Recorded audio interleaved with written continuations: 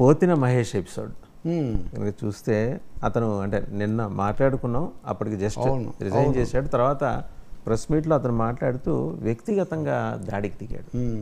ఆ వ్యక్తిత్వ హననం చేసే విధంగా మాట్లాడాల్సిన అవసరం లేదేమో అనిపించింది. ఎందుకంటే ఇష్టం లేకపోతే వెళ్ళిపోవచ్చు, వేరే పార్టీలో ఏదో జాయిన్ అయ్యి ఆయన పని ఆయన చేసుకోవచ్చు. బట్ అది that has become a practice in the recent past. అవునా సార్? అంటే రెండు విషయాలు అండి, అది నిజమే. అసలు ఎప్పుడు వ్యక్తిగతమైనవి అవసరం లేదండి. వ్యవస్థాగతమైనవి, విధానపరమైనవి, సమస్యాత్మకమైనవి వాటి మీద దృష్టి పెట్టాలి. కానీ జరిగేది ఏంటంటే ఈ ఊరికి ఆ ఊరు అంత దూరం, ఆ ఊరికి ఈ ఊరు అంతే దూరం అన్నట్టుగా ఇప్పుడు ఆ పార్టీలోంచి వచ్చిన వాళ్ళని చేర్చుకున్నప్పుడు వీళ్ళు అదే విధంగా మాట్లాడించటం, మళ్ళీ వీళ్ళు వెళ్ళినప్పుడు పవన్ కళ్యాణ్ విషయంలో వ్యక్తిగతమైనది కొంచెం ఎక్కువగానే జరుగుతుంటుంది. ఆయన కూడా వ్యక్తిగతంగా ఎక్కువ తన ఆత్మకథ, తన ఇలా ఇవన్నీ కూడా చెప్తూ ఉంటారు. ఇది అవాయిడబుల్. అంటే అన్నిట్లో కూడా ఇది అక్కడెక్కడో ఆయన గృహప్రవేశం, ఇప్పుడు 2-3 సార్లు ఆయన గృహప్రవేశం చేశాడు, చూస్తున్నాం మనం. ఆయన భార్యను తీసుకొని రావాలి, ఆయన పేరు, అవన్నీ అవసరం లేని విషయాలు రాజకీయాలకు. ఇంకా రెండోది అంటారా, కార్యకర్తలు గట్టిగా పనిచేసిన వాళ్ళు అనే వాళ్లకు కొన్ని ఆశాభంగాలు ఉంటాయండి. వాసుదేవ్ ఇలా చేస్తారు అనుకొని మీ దగ్గరికి వచ్చి ఇది జరిగిన తర్వాత మీ దగ్గర నుంచి నేను వెళ్ళిపోయేటప్పుడు ఎంతో కొంత వాటిని నేను అనుకోకుండా ఉన్నాయి, ఇలా చెప్పారు, అలా చెప్పారు, ఇలా జరగలేదు అని. So that way we can understand, అవి అర్థం చేసుకోవచ్చు. కానీ శృతి పెంచకూడదు. శృతి పెంచిన వ్యక్తిగతమైన దాడులు, చులకన చేయడాలు, తిట్టిపోయడాలు. సిమిలర్గా ఏం జరుగుతుందంటే యువతలాళ్ళు కూడా వెంటనే వాడిని అప్పటిదాకా రామబంటులాగా చూసిన వాడిని ఒక్కసారిగా విద్రోహుల జాబితాలో చేర్చేసి అసలు ఆయన లేకపోతే నువ్వు ఎక్కడున్నావు అనేసరికి మీరు కూడా చేస్తుంటారు కదా. ఇప్పుడు నేను సైతం ప్రపంచాగ్నికి అన్నట్టుగా ప్రతాడు తన వంతు ఏదో తను చేస్తుంటాడు. ఆ హఠాత్తుగా అసలు నీకేముంది ఆయన లేకపోతే అది ఇదని వీళ్ళందరూ అనేసరికి ఇది ఒక వలయం అన్నమాట. సో కేవలము ఇష్యూ బేస్డ్గా జరగాలి తప్ప ఉన్నంత వరకు ఏమో పల్లకి మోస్తాము, ఆ తర్వాత ఏమో మొత్తం కింద పడేసి ఆ పైన ఇంకో 2 రాళ్ళు ఇస్తామంటే కుదరదు. ఎవరి విషయం లేని అది మంచిది కూడా కాదు. దాన్ని ఎంకరేజ్ కూడా చేయకూడదు. చేర్చుకుంటే చేర్చుకోవచ్చు, కానీ బట్ ఈయన వైసీపీలో చేరతాడా, తర్వాత ఏం జరుగుతుంది దాన్ని మనం చూడాల్సి ఉంటుంది. ఇంకోటి ఏంటంటే జనసేన నుంచి చాలామంది వెళ్ళిపోయారు, ఇంకా కొంతమంది వెళ్ళిపోతున్నారు.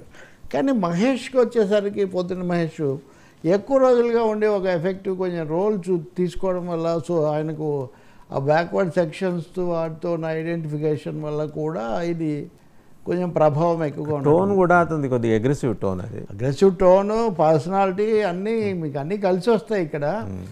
అంటే ఇంక అంతే, నాకు తెలుసు ఆప్తులే శత్రువులు అవుతారని అదేదో సినిమాలో పాట ఉంటుంది. సో ఆప్తులు శత్రువులు అయితే అంతకుముందు అనేక విషయాలు తెలిసి ఉంటాయి. వెన్ థీవ్స్ వర్ అవుట్ అంటారు, తోడు దొంగలు విడిపోయారు అనుకోండి.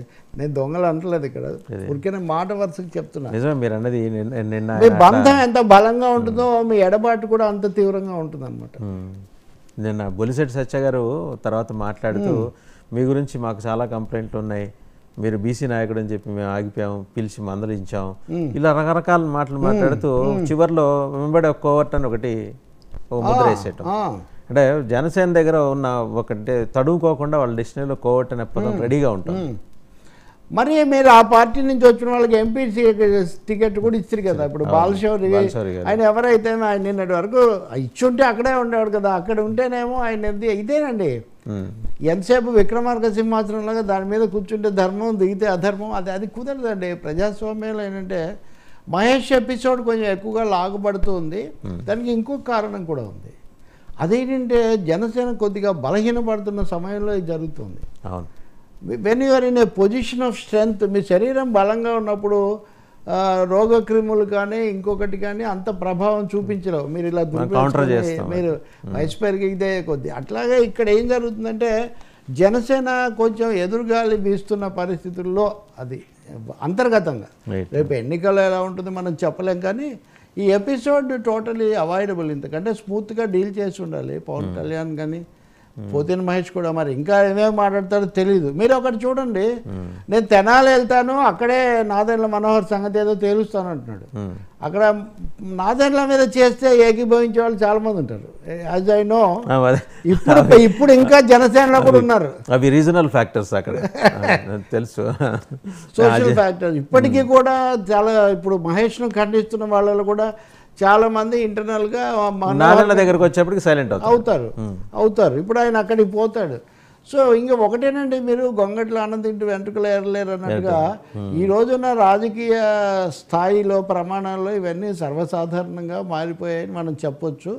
ఇప్పుడు ఈయన నిజంగా అక్కడ అవనిగడ్ల అభ్యర్థిగా పెడితే సోషల్ అక్కడేమో బుద్ధప్రసాద్ను తెలుగుదేశం నుంచి తీసుకొని అది ఏమో పేరేమో జనసేన లెక్క, టికెట్ ఏమో అక్కడి నుంచి అన్నట్టుగా ఉంది, టీడీపీ అవుతూ ఉంది.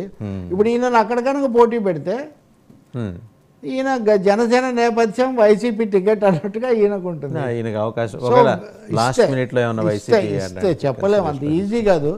ఎందుకంటే జగన్ ఇప్పటికే దాదాపు అనేక కసరత్తులు చేసి అన్ని నిర్ణయం చేసుకొని ఉన్నారు కాబట్టి, పైగా ఆయన క్యారెక్టర్ కూడా అంత తొందరగా మార్చేసే ఇది కూడా ఉండదు. చూడాలి మరి ఏం జరుగుతుందో. బట్ అయితే ఇంకా మరిన్ని బూతులు తినే పరిస్థితి రాకూడదు అనేది అయితే వినే పరిస్థితి కోరుకోవాలి. రెండోసారి నిన్న చిరంజీవి గారు 5 కోట్ల రూపాయల విరాళం ఇచ్చారు. అంటే మెగా కాంపౌండ్ కొంచెం పటిష్టం అవుతుంది అని అనుకోవచ్చు. ఎందుకంటే నాగబాబు గారి ప్రజెన్స్ పెద్దగా వాళ్ళకి కలిసి వచ్చింది లేదు, అలాగే దానివల్ల నష్టం